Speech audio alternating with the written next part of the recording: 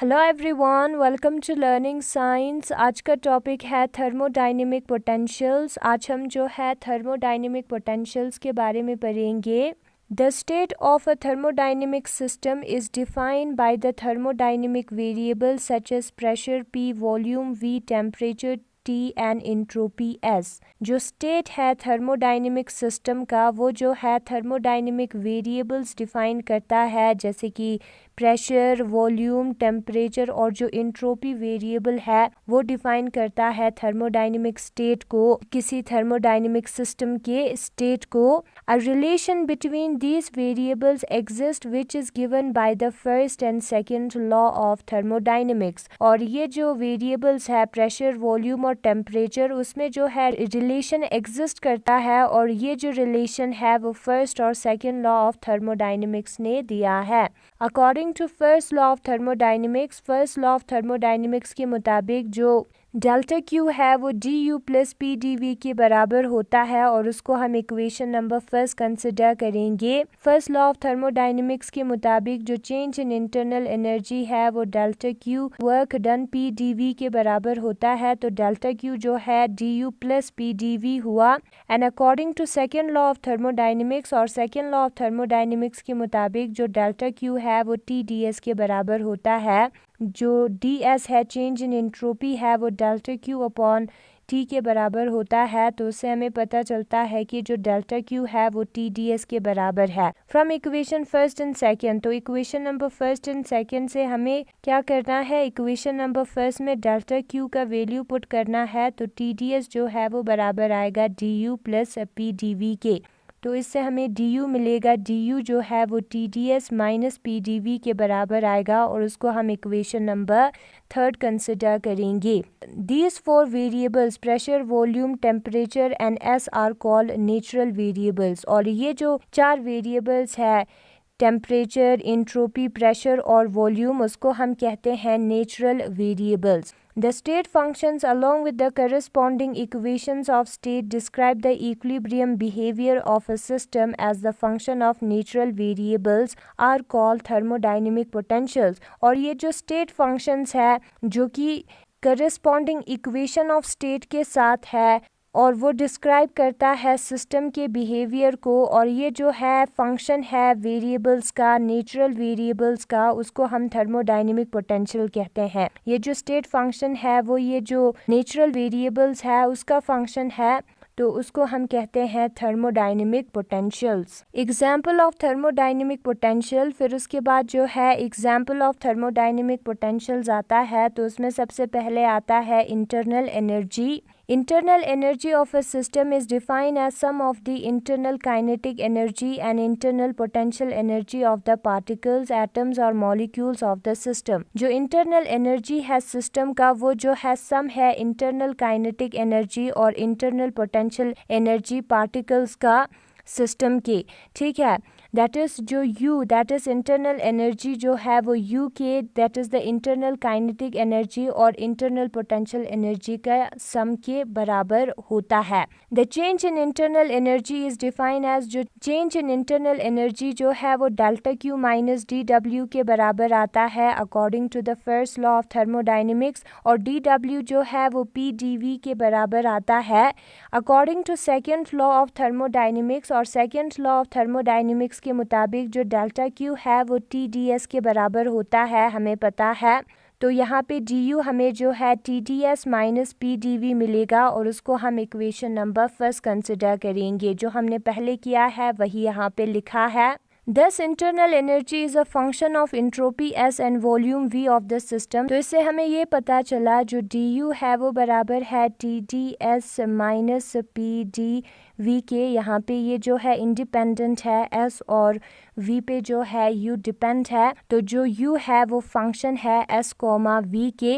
This thermodynamic potential is written as U s V। तो ये जो थर्मोडायनेमिक पोटेंशियल है, इंटरनल एनर्जी है, उसको हम U as a function of S comma V करके लिख सकते हैं।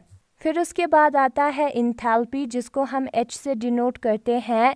It is a thermodynamic quantity equivalent to the total heat content of the system. Enthalpy जो है वो एक thermodynamic quantity है जो कि total heat content of the system के बराबर होती है. Enthalpy of a system is defined as, और जो enthalpy होती है system के वो बराबर होती है H is equal to U plus PV के, और उसको हम equation number 2 consider करेंगे. H से हम denote करते हैं enthalpy को, और वो बराबर होता है U, that is the internal energy plus pressure into volume के. Differentiating both sides we get, इन दोनों साइड को हम differentiate करेंगे तो होगा differentiation of H is equal to differentiation of U. P into v का डिफ्रेंसीशन, पहले हम P को रखेंगे, V का डिफ्रेंसीशन करेंगे, फिर प्लस V को रखेंगे, P का डिफ्रेंसीशन करेंगे. जो प्रोडक्ट होता है वो फॉर्मूला अप्लाई होगा डिफ्रेंसीशन का इधर. फिर उसके बाद हमें पता है जो du है वो बराबर होता है TdS माइनस PdV के. हमने इक्वेशन नंबर फर्स्ट में किया था, तो यहाँ पे u की जगह पे TdS माइनस PdV पुट करेंगे, फिर आएगा प्लस PdV, फिर आएगा प्लस VdP. और यहाँ पे हम जो है क्लियरली देख सकते हैं कि जो माइनस PdV और प्लस PdV है वो कैंसिल हो जाएगा, तो बचेगा TdS प्लस VdP, और उसको हम इक्वेशन नंबर 3 कंसिडर करेंगे. This enthalpy H is a function of entropy S and pressure P. तो जो enthalpy H है वो फंक्शन है entropy S, यहाँ पे जो डिफ्रेंसीशन के साथ है उसका फंक्शन होता है एंट्रोपी S, और प्रेशर P का फंक्शन है, क्योंकि जब इंथैल्पी में चेंज होती है तब एंट्रोपी और प्रेशर में भी चेंज होती है. According to this, that is H is a function of S, P. इससे हमें ये पता चला कि जो इंथैल्पी है वो फंक्शन है S, P के. This thermodynamic potential is written as H S, P करके हम लिख सकते हैं. That is H is a function of S, P होता है. फिर उसके बाद आता है हेल्महोल्ट्ज़ फंक्शन, जिसको हम F से डिनोट करते हैं. It is a thermodynamic property of a system which is equal to the difference between its internal energy and the product of its entropy and temperature. That is, ये एक जो है thermodynamic property है system का. F जो है Helmholtz function जो है, जो कि इंटरनल एनर्जी और जो प्रोडक्ट होती है इंट्रोपी और टेम्परेचर उसके डिफरेंस के बराबर होती है. यानी कि जो F है वो बराबर होती है U माइनस TS के, और उसको हम इक्वेशन नंबर 4 कंसिडर करेंगे. तो ये जो इंथैल्पी है उसको हम H से डिनोट करते हैं, वो बराबर होता है U प्लस PV के. यहाँ पे हमें जो है कंफ्यूज नहीं होना है. और जो हेल्महोल्ट्ज़ फंक्शन है जिसको हम F से डिनोट करते हैं वो होता है U माइनस TS के. यहाँ पे प्लस है, यहाँ पे माइनस है, और यहाँ पे PV है, और यहाँ पे TS है. U plus PV diagram, that is PV diagram ऐसे हम याद रख सकते हैं. TS डायग्राम हमने किया था. तो U प्लस PV जो है वो होती है इंथैल्पी, और U माइनस TS जो है वो होती है हेल्महोल्ट्ज़ फंक्शन, जिसको हम F से डिनोट करते हैं, और उसको हम इक्वेशन नंबर 4 कंसिडर करेंगे. Differentiating both sides we get, और इन दोनों साइड को हमें डिफ्रेंशिएट करना है. तो डिफ्रेंशिएशन ऑफ F जो है वो बराबर आएगा डिफ्रेंशिएशन ऑफ U के, फिर माइनस TdS आता है, तो minus T differentiation of S बचेगा, minus S differentiation of T आएगा. U इंटू V का डिफ्रेंशिएशन क्या होता है, पहले हम U का डिफ्रेंशिएशन करेंगे, V को वैसे ही रखेंगे, फिर हम V को वैसे ही रखेंगे, V का डिफ्रेंशिएशन करेंगे, U को वैसे ही रखेंगे. This is formula. एक को हमें रखना है, दूसरे का डिफ्रेंशिएशन करना है, प्लस करके जो हमने नहीं किया है वही करना है. वो हमारा जो है फार्मूला है वही यहाँ पे हमने किया है, और माइनस साइन है तो आगे दोनों के सामने जो है वो माइनस आएगा. और हमें इंटरनल एनर्जी का फार्मूला पता है, that is TdS minus PdV. तो यहाँ पे du की जगह पे TdS माइनस PdV पुट करेंगे, फिर माइनस TdS माइनस SDT. ये और ये हो जाएगा कैंसिल, तो DF जो है बराबर आएगा माइनस PdV माइनस SDT के, और उसको हम इक्वेशन नंबर 5 कंसिडर करेंगे.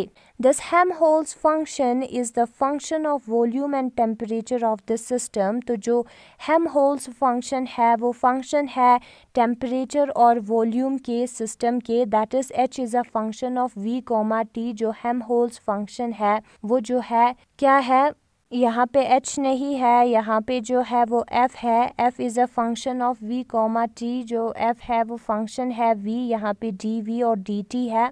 तो जब f में चेंज आएगा तो v और t में चेंज आता है, प्रेशर और इंट्रोपी में चेंज नहीं आता। तो जो f है वो फंक्शन है v कॉमा t के, यानी कि जो थर्मोडाइनमिक पोटेंशियल f है उसको हम ऐसे लिख सकते हैं, f as a function of v comma t and it is called Helmholtz free energy, और उसको हम हेल्महोल्ट्ज़ फंक्शन के जगह पे हेल्महोल्ट्ज़ फ्री एनर्जी भी कहते हैं। फिर उसके बाद आता है चौथा थर्मोडाइनमिक पोटेंशियल, जिसको हम गिब्स फ्री एनर्जी कहेंगे, और उसको हम G से डिनोट करते हैं, G for Gibbs free energy. Gibbs free energy is defined as G is equal to H minus t s. Now जो गिब्स फ्री एनर्जी है वो बराबर है H माइनस टी एस के। तो ये हमें याद रखना है।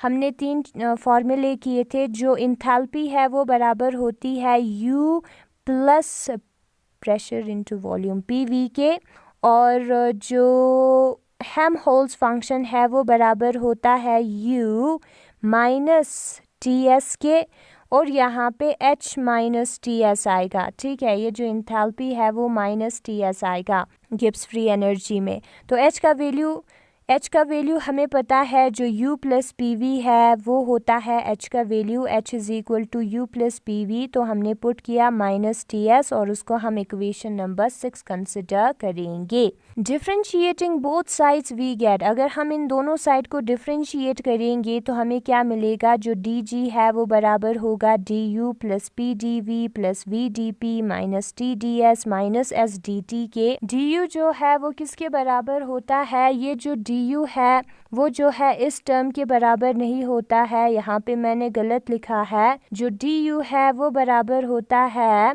TDS माइनस PDV के, जो कि हमने इक्वेशन नंबर 1 में किया था। तो यहाँ पे SDT के जगह पे PDV आएगा, एंड वही वैल्यू हमने यहाँ पे ऊपर जो इक्वेशन है उधर पुट किया है, DU के जगह पे TDS माइनस PDV, फिर जो रिमेनिंग टर्म्स है उसको हमने लिखा है। नाउ यहाँ पे एक माइनस PDV और एक प्लस PDV है, हो जाएगा दोनों कैंसिल, और यहाँ पर जो है एक प्लस TDS और माइनस TDS है, हो जाएगा दोनों cancel.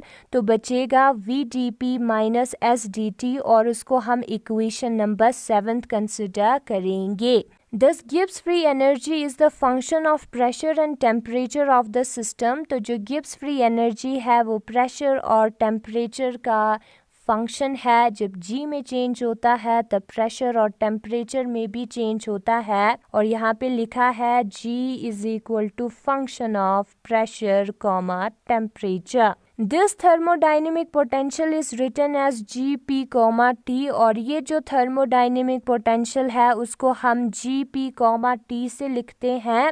Thermodynamic potentials are called so because they play the same role in thermodynamics as the potential energy plays in mechanics। और इनको thermodynamic potential क्यों कहा जाता है, ये जो टर्म्स हमने किया है उनको thermodynamic potential जो है वो इसलिए कहा जाता है क्योंकि वो जो है thermodynamics में वही important role play करता है जो कि potential energy mechanics में play करता है। अगर आपको ये वीडियो पसंद आया तो इस वीडियो को लाइक करें, लर्निंग साइंस को सब्सक्राइब करें। Thanks for watching.